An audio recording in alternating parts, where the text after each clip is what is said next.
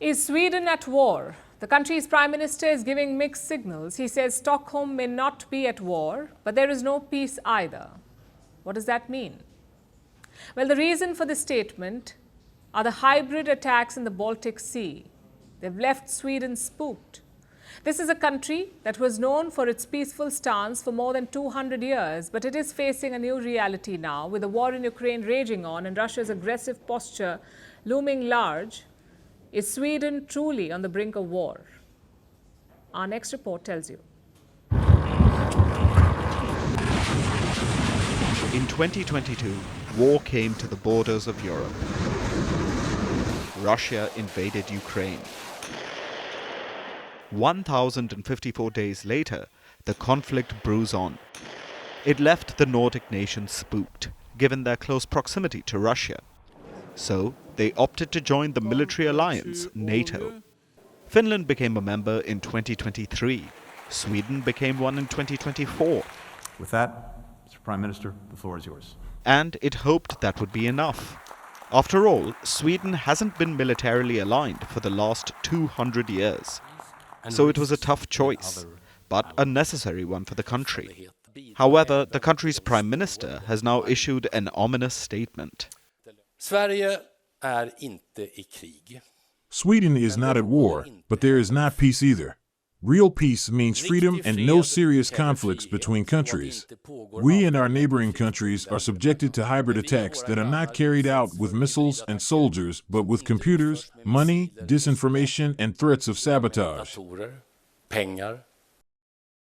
Ulf Kristersson cites hybrid attacks, suspected sabotage in the Baltic Sea, and a proxy war fought on its soil. Sweden will also send 3 ships and aircraft to NATO's Baltic patrol mission. This is to monitor critical infrastructure and combat Russia's shadow fleet in the Baltic Sea. It is not the first time that this has happened. Last year, in January, 2 top defense officials issued a warning. The first warning came from Carl Oskar Bolin, Sweden's top defense official. He said that Sweden must prepare for war. A new warning came just days later. It was from Sweden's military chief. He said all Swedes must be mentally prepared for it.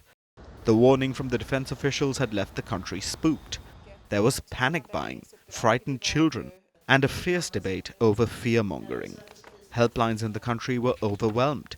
They had children calling and asking the same question. Will we be going to war soon? That's not all.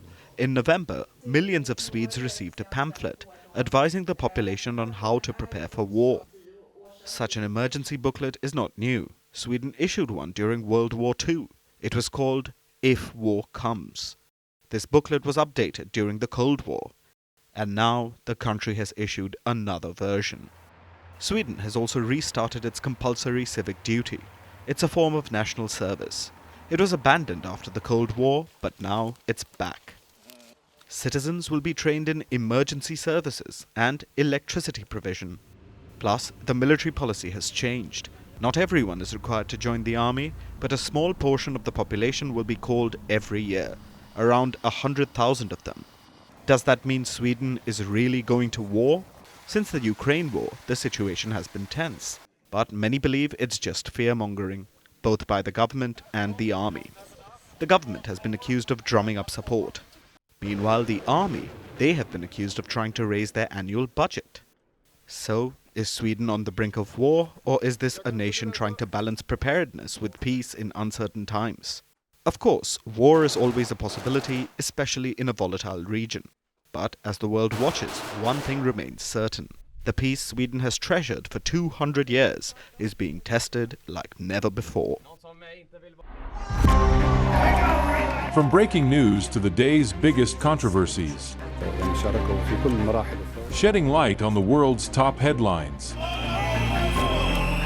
detailed analysis on the stories that matter the most to you. Catch it all on Spotlight at 6 p.m. India time and 12:30 GMT, only on Firstpost.